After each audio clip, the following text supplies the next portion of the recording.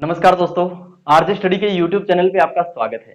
दोस्तों, आज हम पढ़ने वाले हैं भारत के भौतिक प्रदेशों के बारे में। तो जियोग्राफी का टॉपिक है दोस्तों। चलिए स्टार्ट करते हैं भारत के भौतिक प्रदेश। देखिए दोस्तों,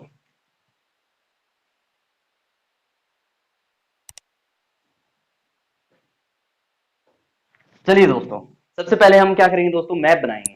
देखिए दोस्तों, सबसे पहले क्या करेंगे, मैप बनाएंगे। देखिए दोस्तों, जैसे भी मुझसे बन पाएगा मैं आपको उपलब्ध करा दूंगा।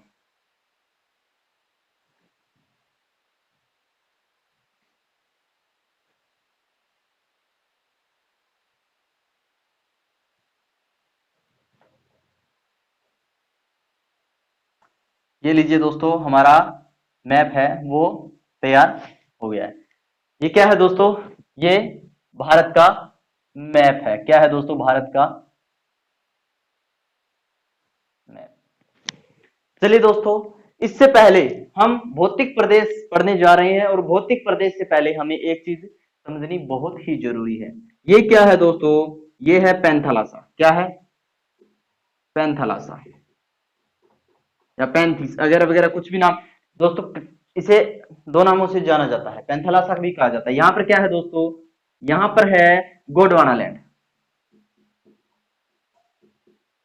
गोंडवाना लैंड। और यहां पर क्या है, अंगारा लैंड। क्या है दोस्तों, अंगारा लैंड। और कितनी पुरानी बात है दोस्तों, यानी कि कितने वर्ष पूर्व, तो 11 करोड़ वर्ष पूर्व, 11 करोड़ वर्ष पूर्व ये दोनों गोंडवाना लैंड और अंगारा लैंड आपस में एक दूसरे की तरफ आए। और बीच में जो यहां पर जो समुद्री सागर था वो क्या हो गया, समाप्त हो गया। और ये दोनों जैसे ही पास आए दोस्तों, तो हिमालय का निर्माण हो गया। क्या हो गया, हिमालय का निर्माण हो गया। यहाँ पर कौन कौन सा सागर था दोस्तों, टेथिस, टेथिस महासागर था, टेथिस। तो ये तो यहां से समाप्त हो गया। और क्या हुआ कि हिमालय है अपना, वो यहां से आ गया। देखिए दोस्तों, ये क्या हो गया हमारा, ये है हिमालय, यानी इससे जो ऊपर का भाग है ये हिमालय के अंतर्गत आता है। तो भौतिक प्रदेश में पहले हम हिमालय के बारे में पढ़ेंगे। सबसे पहले आता है हिमालय। क्या आता है, हिमालय कितना पुराना है, 11 करोड़ वर्ष पुराना है, 11 करोड़ वर्ष पुराना है। क्लियर दोस्तों। अब आगे देखिए दोस्तों, यहाँ पर राजस्थान और कुछ भाग पंजाब का भी आता है, कुछ भाग हरियाणा का और गुजरात का। ये जो क्षेत्र है, ये जो क्षेत्र है, ये किसके अंतर्गत आता है दोस्तों, किसके अंतर्गत आता है, ये जो क्षेत्र है ये आता है मरुस्थल के अंतर्गत। और मरुस्थल कौन सा है दोस्तों, युवा मरुस्थल है। कौन सा, थार का मरुस्थल। कौन सा है, थार का मरुस्थल। तो थार का मरुस्थल, दूसरा कौन सा हो गया दोस्तों, थार का मरुस्थल, थार का मरुस्थल। दोस्तों, हमने क्या किया, इसके अलग अलग भाग कर लिए ताकि हम इसको अच्छे से समझ सकें। अब देखिए दोस्तों, यहां पर ये ये जो भाग है, ये गंगा यमुना का मैदान कहा जाता है। इसे क्या कहा जाता है दोस्तों, गंगा यमुना का मैदान कहा जाता है। ये जो मैदानी भाग है दोस्तों, ये हमारा तीसरा भौतिक प्रदेश हो गया, जिसे क्या कहा जाता है दोस्तों, उत्तरी साइड में है तो उत्तर का मैदान कहा जाता है। क्या कहा जाता है, उत्तर का मैदान। क्या कहा जाता है दोस्तों, उत्तर का मैदान कहा जाता है। अब हमारा ये भाग बच गया दोस्तों, यानी कि भारत का ये भाग बच गया। ये उत्तर का मैदान आ गया दोस्तों, और ये भाग हमारा बच गया। तो इसमें क्या हो गया दोस्तों कि तट वाला क्षेत्र है उसको हमने अलग कर दिया। तट वाला क्षेत्र है, यानी कि ये जो तटीय भाग है इसको हमने अलग कर दिया। और ये क्या बच गया, इसे बोलते हैं दोस्तों प्रायद्वीपीय पठार। क्या बोलते हैं, प्रायद्वीपीय पठार, प्रायद्वीपीय पठार। क्लियर दोस्तों। इसके बाद ये जो है, इसे यानी कि यहाँ पर क्या है, समुद्र है, यहाँ पर क्या है, समुद्र है। और ये जो इसका तट वाला भाग है तो इसे क्या बोलेंगे, तटीय प्रदेश या तटीय द्वीप, या बोल सकते हैं तट का मैदान, तटीय मैदान। बस दोस्तों हमें अच्छे से समझना है, रट्टे नहीं लगाने, बिल्कुल भी अच्छे से समझना है। कितने हो गए दोस्तों? 1 2 3 4 और 5, 5 हो गए। अब देखिए दोस्तों छठा, अब आप कहेंगे दोस्तों क्या बच गया? यहां पर बच गया दोस्तों जो अंडमान निकोबार द्वीप समूह है वो बच गया। कहां से कहां तक दोस्तों? इंदिरा पॉइंट तक, इंदिरा पॉइंट तक। ये क्या है? द्वीप समूह है। कौन सा? अंडमान निकोबार द्वीप समूह है, निकोबार समूह है या द्वीप समूह है। क्लियर दोस्तों? तो भारत को भौतिक प्रदेश के अनुसार पर कितने भागों में बांटा गया है? 6 भागों में। कुछ बुक्स में आपको 5 भागों में भी मिलेगा और कुछ में आपको 4 भागों में भी मिलेगा, लेकिन दोस्तों इसको हमने पढ़ने के लिए अलग अलग भाग में बांट दिया, बस आपको समझ में आ जाना चाहिए। क्लियर दोस्तों? हिमालय की बात करें तो भारत का सिर्फ 15% है। कितना है दोस्तों? सिर्फ 15% है। थार के मरुस्थल की बात करें तो भारत का 10.9% है। कितना है दोस्तों? 10.9% है। उत्तर के मैदान की बात करें तो दोस्तों कितना है उत्तर का मैदान? 22.8%। कितना है दोस्तों? 22.8%। इसको एक बार छोड़ दीजिए, आपको बाद में समझाएंगे। इसको आपको याद हो जाना चाहिए बस। देखिए दोस्तों तटीय मैदान की बात करते हैं। तटीय मैदान है दोस्तों 2.35। कितना प्रतिशत? 2.35। और अंडमान निकोबार द्वीप समूह है 0.35। कितना है दोस्तों? 0.35, सॉरी दोस्तों 0.25, 0.25। ये तो आपको समझ में आ गया। अब प्रायद्वीपीय पठार है दोस्तों, इसमें जो पहाड़ी क्षेत्र है, पहाड़ी क्षेत्र है वो कितना है? पहाड़ी क्षेत्र है दोस्तों 10.3, और बाकी जो है वो है दोस्तों 48.67%। कितना है? 48.67%। यानी कि ये सिर्फ 58 यानी 58 पॉइंट कितना हो गया दोस्तों? 97%। कितना? 97%। क्लियर दोस्तों? ये क्लियर? एक बार रिपीट कर लीजिए। हिमालय 15% है, थार का मरुस्थल है 10.9%, उत्तर का मैदान 22.8%, प्रायद्वीपीय पठार है वो 10.3, पहाड़ी प्रदेश आता है 48.67 यानी 6-7 प्रायद्वीपीय पठार के अंतर्गत आता है। तटीय मैदान है 2.35 है और निकोबार द्वीप समूह है वो है 0.25। क्लियर दोस्तों? ये परसेंटेज में है दोस्तों, भारत का कुल परसेंटेज। क्लियर है दोस्तों?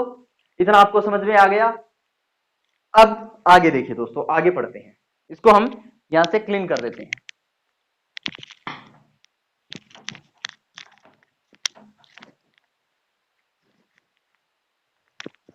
चलिए दोस्तों, अब देखिए दोस्तों सबसे पहले हम हिमालय को उठाते हैं। क्या? सबसे पहले हम हिमालय को पढ़ेंगे। अब देखिए दोस्तों हिमालय कितने प्रकार का है? 4। हमने इसको पढ़ने के लिए या आसान करने के लिए या इसके मतलब आयु के अनुसार इसको क्या कर दिया? अलग अलग भागों में इसकी जो श्रेणियां हैं उनको कर दिया। तो इसकी मुख्यतः कितनी श्रेणी है दोस्तों? 4 श्रेणी है। देखिए दोस्तों इसको एक बार आप छोड़ दीजिए सबको, क्योंकि हमें तो सिर्फ क्या चाहिए? हिमालय चाहिए, यानी कि इतना क्षेत्र हमें चाहिए। यहां पर देखिए दोस्तों, यहां पर पहली तो ये हो गई दोस्तों श्रेणी, दूसरी श्रेणी ये है और तीसरी श्रेणी ये है। लेकिन दोस्तों मैंने तो कितनी बताई है? 4 बताई है। तो दोस्तों चौथी श्रेणी यहां पर आती है। कहां पर? इस क्षेत्र के अंतर्गत, यानी कि जम्मू कश्मीर और लद्दाख वाले क्षेत्र के अंतर्गत चौथी श्रेणी आती है। तो दोस्तों हम यहां से पढ़ना स्टार्ट करेंगे, ऐसे पढ़ते जाएंगे। तो सबसे पहले इसी को पढ़ेंगे। इसका नाम क्या है दोस्तों? इसी का नाम है दोस्तों ट्रांस हिमालय, ट्रांस हिमालय। और ये हिमालय सभी हिमालय श्रेणियों से क्या है दोस्तों? सबसे पुराना है, सबसे पुराना यानी प्राचीन है। और क्या कह सकते हैं इसे? ट्रांस हिमालय है। ये मुख्यतः 4 श्रेणियों में बंटा हुआ है। देखिए दोस्तों हिमालय की 4 श्रेणियां, ट्रांस की 4 श्रेणियां। पहले हिमालय की मैं 4 श्रेणियां आपको बता देता हूं। ये है दोस्तों ऊपरी ऊपरी भाग है, उसे वृद्ध हिमालय कहा जाता है। क्या कहा जाता है? वृद्ध हिमालय कहा जाता है, या हिमागिरी, यानी कि सबसे ज्यादा जो ठंडा मौसम है वो सबसे ज्यादा अगर बर्फ पड़ती है तो वो इसी क्षेत्र में पड़ती है। अब जो बीच वाला, इनमें तीनों में बीच वाला है, बीच वाले को मध्यम हिमालय कहा जाता है, मध्यम हिमालय या मध्य हिमालय कहा जाता है। और दोस्तों ये जो मध्य हिमालय है ये पर्यटन स्थलों के लिए बहुत ज्यादा जाना जाता है दोस्तों। और तीसरा है, ये है दोस्तों शिवालिक पहाड़ियां। क्या है दोस्तों? शिवालिक पहाड़ियां। क्या है? शिवालिक की पहाड़ियां। अब देखिए दोस्तों हमें क्या पढ़ना है, हमें तो सिर्फ ट्रांस हिमालय पढ़ना, और ट्रांस हिमालय के जो भाग है उनके बारे में पढ़ना है। तो हिमालय के कितने भाग है दोस्तों? सबसे पहले ट्रांस, वृहद, मध्यम, शिवालिक। वृहद हिमालय को हिमागिरी भी कहा जाता है। क्या कहा जाता है? हिमागिरी भी कहा जाता है। ट्रांस हिमालय के बारे में हम पढ़ेंगे। देखिए दोस्तों ट्रांस हिमालय, ट्रांस हिमालय। अब ट्रांस हिमालय में देखिए दोस्तों चार भाग बंट गए ट्रांस हिमालय। कौन कौन से, उनको भी हम पढ़ेंगे। तो इसको, ये आपको याद हो गए, ट्रांस, वृहद, मध्यम और शिवालिक। कितने हैं? चार हैं दोस्तों। कौन कौन से? ट्रांस, वृहद, मध्यम और शिवालिक। क्लियर दोस्तों? क्लियर। अब क्लीन करते हैं दोस्तों इनको। देखिए इनको यहां से क्लीन कर देते हैं ताकि हमें हमें कौन सा पढ़ना है? ट्रांस हिमालय पढ़ना है। तो ट्रांस हिमालय के चार पार्ट है दोस्तों, यानी कि ट्रांस हिमालय की चार श्रेणियां हैं। कहां पर? यहां पर ट्रांस हिमालय है और इसी की चार श्रेणियां हैं, 1 2 3 और 4। क्लियर दोस्तों? चार श्रेणियां मैंने यहां पर बना दी है। अब देखिए दोस्तों ट्रांस हिमालय की पहली श्रेणी, जिसे काराकोरम कहा जाता है। क्या कहा जाता है दोस्तों? काराकोरम कहा जाता है। दूसरा दोस्तों, दूसरा है लद्दाख। दूसरी श्रेणी का नाम है लद्दाख। तीसरी है दोस्तों जास्पर। कौन सी है? जास्पर। और चौथी है दोस्तों पीर पंजाल। पीर पंजाल। देखिए दोस्तों आपको सिर्फ किताबों में यही तीन मिलेगी। कौन सी? काराकोरम, लद्दाख और जास्पर। तीन ही आपको मिलेगी। अब इसका क्या मसला है दोस्तों? सबसे पहले ट्रांस हिमालय के बारे में देखिए। ट्रांस हिमालय दोस्तों, वैसे तो हिमालय 11 करोड़ वर्ष पुराना है, लेकिन ट्रांस हिमालय है यह 13 करोड़ वर्ष पुराना है। यानी कि हमारे जो भारत में जो हिमालय है, ये जो वृहद हिमालय, मध्यम हिमालय या शिवालिक की पहाड़ियों वाला हिमालय है, उससे पहले ये जो ट्रांस हिमालय है ये 3 करोड़ वर्ष पहले, सॉरी दोस्तों 2 करोड़ वर्ष पहले बन चुका था। कैसे दोस्तों? मैंने आपको पैंथालासा वाली कहानी बताई थी, वही जैसे जो अंगारा लैंड है, और वो जो अंगारा लैंड है उस पर दोस्तों, जो उत्तरी भाग में अंगारा लैंड था, उसी पर दोस्तों ये 2 करोड़ वर्ष पूर्व बन चुका था दोस्तों। तो ये क्या हुआ? इनसे तो प्राचीन हुआ ना, ट्रांस हिमालय जो ये हिमालय है इससे प्राचीन हुआ ना। तो ये कितना है? सबसे प्राचीन हो गया हिमालय। अब इसमें देखिए काराकोरम है, लद्दाख है, जास्पर है और पीर पंजाल है। इसमें देखिए दोस्तों पीर पंजाल है ना, ये नवीन हिमालय कहलाता है। यानी ट्रांस हिमालय का जो पीर पंजाल पार्ट है यानी श्रेणी है, वो नवीन कहलाती है। वैज्ञानिकों ने शोध की यहाँ की मिट्टी पर, तो बताया कि ये तो इनसे भी नवीन है। यानी जो काराकोरम, लद्दाख, जास्पर, इनसे भी ये नवीन है। तो इसे हम ट्रांस हिमालय में नहीं ले सकते, ट्रांस हिमालय में नहीं पढ़ेंगे दोस्तों। तो ये क्या है? पीर पंजाल। पीर पंजाल हम नहीं पढ़ेंगे। वैसे दोस्तों जास्पर और पीर पंजाल, इसमें प्रमुख दर्रे और सुरंगें ही आती है। दर्रे और सुरंगें ही आती है।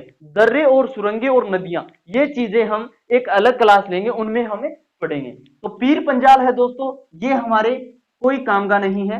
वैसे तो हमें याद रखना चाहिए कि इसके पार्ट कितने हैं, उसके आधार पर मैंने आपको बताया। जास्पर में सिर्फ सुरंगें और हैं, ये भी नहीं पढ़ेंगे।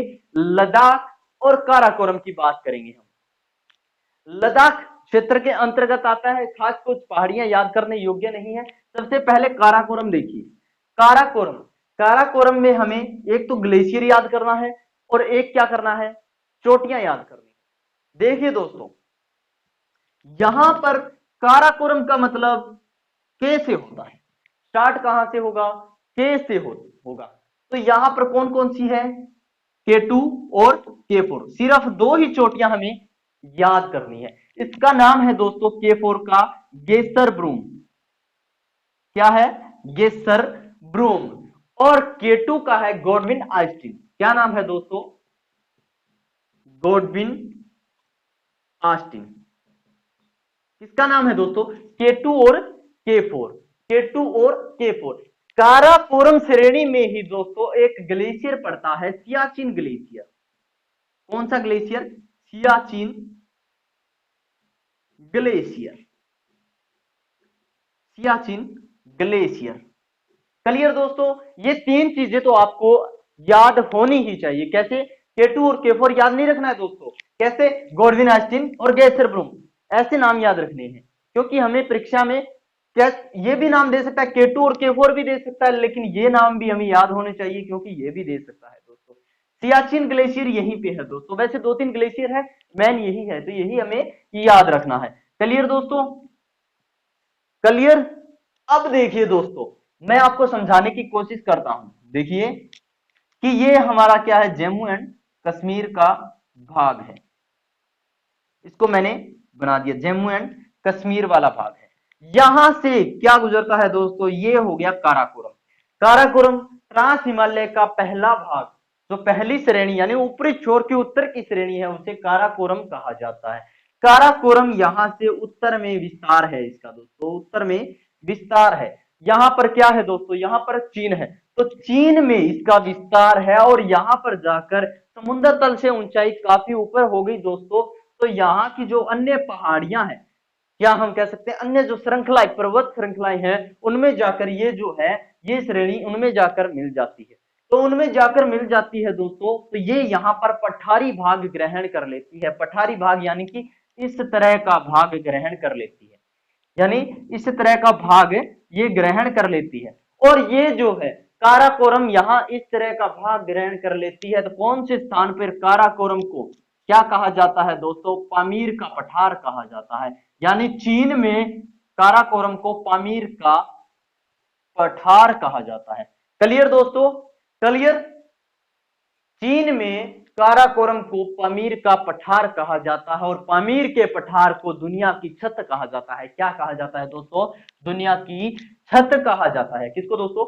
पामीर के पठार को। किसकी बात हो रही है? काराकोरम की बात हो रही है। कौन सी दो चोटियां हैं? K2 और K4, गॉडविन ऑस्टिन और केसरब्रूम, गॉडविन ऑस्टिन और केसरब्रूम। क्लियर दोस्तों? सियाचिन ग्लेशियर है। और अगर इसका विस्तार पूछा जाए कि उत्तर में इसका विस्तार कहां पर है? चीन में। और कौन सा, किस नाम से जाना जाता है? पामीर के पठार के नाम से जाना जाता है। क्लियर दोस्तों? क्लियर? अब देखिए दोस्तों, ये हमारा जम्मू एंड कश्मीर और लद्दाख वाला क्षेत्र है। क्लियर? तो दोस्तों ये यहां पर उत्तर में तो बड़ा, उत्तर में इसका विस्तार है, तो इस साइड में भी इसका विस्तार है। तो ये यानी पूर्व यानी दक्षिण पूर्व में इसके विस्तार में यहां पर एक ग्लेशियर है। क्या है? ग्लेशियर है।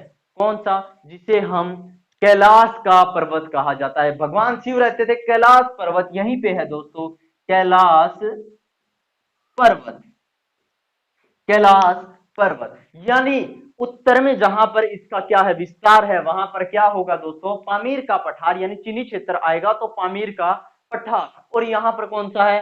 कैलाश पर्वत। क्लियर दोस्तों? ये तो बढ़ता ही जा रहा है दोस्तों, ये क्या कर रहा है? आगे से आगे हमें खाता ही जा रहा है, बढ़ता ही जा रहा है। अब इनको ये कहे कि ये जी हमारा कैलाश पर्वत तो हमारे शिव रहते थे, ये तो हमारे क्षेत्र के अंतर्गत आता है, तो दोस्तों इससे हमारे देश के संबंध खराब हो सकते हैं, तो इसे हम ऐसी बात का मुद्दा उठा नहीं सकते। क्लियर दोस्तों?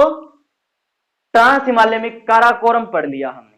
काराकोरम आपको अच्छी तरह से समझ में आ गया। उत्तर के मैदान में, ये सॉरी दोस्तों, उत्तर में जो इसका विस्तार है, उत्तर में इसका जो विस्तार है, यानी वो कहां पर है? चीन में है। और इस श्रेणी को क्या कहा जाता है? पामीर का पठार कहा जाता है। और इधर क्या है? कैलाश पर्वत है। काराकोरम आपको समझ में आ गया।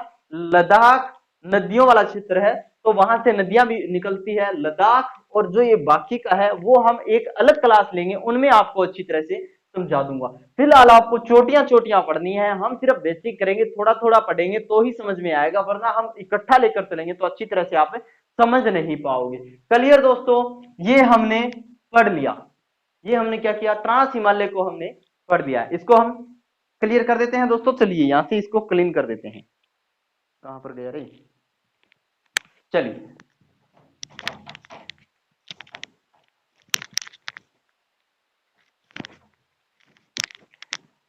ये लीजिए दोस्तों, क्लियर दोस्तों, मैं आपको बता दूं कि यहाँ पर जो प्रायद्वीपीय पठार है, यानी इस क्षेत्र में जो प्रायद्वीपीय दक्षिण में जो प्रायद्वीपीय पठार है, वो हिमालय तो है दोस्तों सिर्फ 11 करोड़ वर्ष पुराना, लेकिन ये 16 करोड़ वर्ष पुराना है दोस्तों। तो अगर हिमालय में अगर कुछ घटनाएं होती है तो वो यहाँ पर मतलब जैसे भूस्खलन आसानी से हो जाता है। और यहाँ की जो नदियां होती है उनमें सबसे ज्यादा कचरा आएगा दोस्तों। क्यों आएगा? सबसे ज्यादा दूषित नहीं कह सकते हम, लेकिन कचरा सबसे ज्यादा आएगा। क्यों आएगा? कि यहाँ का जो ये जो पहाड़ी क्षेत्र है, वहां की मिट्टी है या जो वहां के पत्थर हैं वो बहुत कमजोर है, तो उनके साथ वो चले जाते हैं। लेकिन इस क्षेत्र में ऐसा नहीं होता है दोस्तों, क्योंकि ये सबसे पुराना है। यहाँ पर क्या है, नीचे पानी चलता है लेकिन ऊपर भी पानी चलता है ना, बिल्कुल साफ होता है। क्यों नहीं होता? क्योंकि यहाँ पर क्या होता है दोस्तों, 16 करोड़ वर्ष में तो पत्थर कितना जमाव खा जाता है और आसानी से वो पूरी तरह से पक चुका है, तो उसमें ज्यादा दूषित पानी नहीं होगा और बिल्कुल साफ पानी मिलेगा। क्लियर दोस्तों? अब देखिए दोस्तों, अब हम बात करते हैं यहाँ जो बृहद हिमालय है उसकी। किसकी बात करेंगे दोस्तों? बृहद हिमालय की। बृहद हिमालय की। बृहद हिमालय यहां से यहां तक है दोस्तों। कहां से? जम्मू कश्मीर से। कहां से? जम्मू कश्मीर से कहां तक है? कहां तक है? अरुणाचल प्रदेश तक। कहां तक है? अरुणाचल प्रदेश तक। जम्मू कश्मीर से अरुणाचल प्रदेश तक। ये लो जी, ये हमने बना दिया। और कौन कौन से क्षेत्र से है दोस्तों? यहां पर है पहाड़ी जिसका नाम है नामा बरवा। क्या नाम है? नामा बरवा। और कहां पर है दोस्तों? अरुणाचल प्रदेश में। कहां पर है? अरुणाचल प्रदेश में। यहां पर है दोस्तों, वो क्या है? नामा बरवा पर्वत है दोस्तों। पहाड़ी अलग होती है, पर्वत अलग। नामा बरवा पर्वत। और यहां पर है दोस्तों नंगा पर्वत। कौन सा? नंगा पर्वत। कौन सा है दोस्तों? नंगा पर्वत। कहां पर? जम्मू कश्मीर में। जम्मू कश्मीर में नंगा पर्वत है। क्लियर दोस्तों? अब देखिए दोस्तों, हम पढ़ेंगे सिर्फ यहां पर जो है, यहां पर सबसे बड़ी चोटी, यानी हम कह सकते हैं सबसे बड़ी चोटी जो कहां पर है? नेपाल में। और एक यहां पर है दोस्तों सिक्किम में, जिसे कंचनजंगा के नाम से जाना जाता है। कंचनजंगा। और नेपाल में यहां पर है दोस्तों माउंट एवरेस्ट। Mount Everest. और यहां पर ये जो क्षेत्र है दोस्तों, ये है उत्तराखंड। उत्तराखंड। और यहां पर नंदा देवी पहाड़ियां, कह सकते हैं नंदा देवी पर्वत की है। क्लियर दोस्तों? और यहीं पे है दोस्तों गंगोत्री, गंगोत्री और यमुनोत्री। गंगोत्री और यमुनोत्री। जैसे गंगोत्री याद आएगा तो आपको साथ में यमुनोत्री भी आएगा। केदारनाथ आपको याद आएगा तो बद्रीनाथ भी आपको याद आएगा। केदारनाथ किसका मंदिर है दोस्तों? किसका मंदिर है दोस्तों? भगवान शिव का। और बद्रीनाथ भगवान श्री हरि विष्णु का मंदिर है दोस्तों। बद्रीनाथ श्री हरि विष्णु का मंदिर है। यहां पर त्रिशूल पर्वत भी है दोस्तों। कौन सा पर्वत? त्रिशूल पर्वत। कौन सा पर्वत है दोस्तों? त्रिशूल पर्वत। माउंट एवरेस्ट कितना है दोस्तों? 84, 88, सॉरी दोस्तों 8,848 किलोमीटर, सॉरी दोस्तों मीटर ऊंचा है। 8,848 मीटर ऊंचा है। क्लियर दोस्तों? क्लियर? अब देखिए दोस्तों, इनको तो हमने पढ़ लिया कि सबसे ज्यादा अगर पर्वत, सबसे ज्यादा जो चोटियां हैं वो कौन से श्रेणी पर है दोस्तों? बृहद हिमालय श्रेणी पर है। ये तो आपको समझ में आ गया। अब देखिए दोस्तों, जो बृहद हिमालय श्रेणी है ना दोस्तों, इसकी जो औसत ऊंचाई की बात करूं मैं, अगर मैंने ऊंचाई पहले क्यों नहीं बताई, ताकि आपको इसमें दोनों में जो कंपार्ट है वो पता चल जाए। देखिए दोस्तों कि बृहद हिमालय है वो कितना है? 6100 मीटर, सिर्फ 6100 मीटर ऊंचा है। क्या बता रहा हूं दोस्तों? ऊंचाई बता रहा हूं। और यहां से जो वृहद हिमालय चौड़ाई है दोस्तों वो लगभग 600 मीटर चौड़ाई है। और यहां से यहां तक जो लंबाई है दोस्तों, सॉरी दोस्तों किलोमीटर है, 600 किलोमीटर। और यहां से जो यहां तक इसकी जो कह सकते हैं हम लंबाई है, वो लंबाई है दोस्तों कितनी है, लगभग 2500 किलोमीटर, लगभग 2500 किलोमीटर। क्लियर दोस्तों। वृहद हिमालय में आपको मैंने बता दिया कि औसत ऊंचाई कितनी है, 6100 मीटर। लेकिन दोस्तों ट्रांस हिमालय है, ये सिर्फ कह सकते हैं 5800 मीटर ऊंचाई, इसकी औसत जो ऊंचाई है वो 5800 मीटर थी। क्लियर दोस्तों, यहां तक आपको अच्छी तरह से समझ आ गया।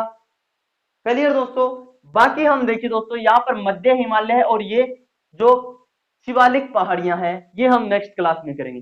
दोस्तों आज की क्लास आपको कैसी लगी कमेंट करके मुझे जरूर बताना दोस्तों। जय हिंद, जय भारत, मिलते हैं कल फिर नए वीडियो के साथ।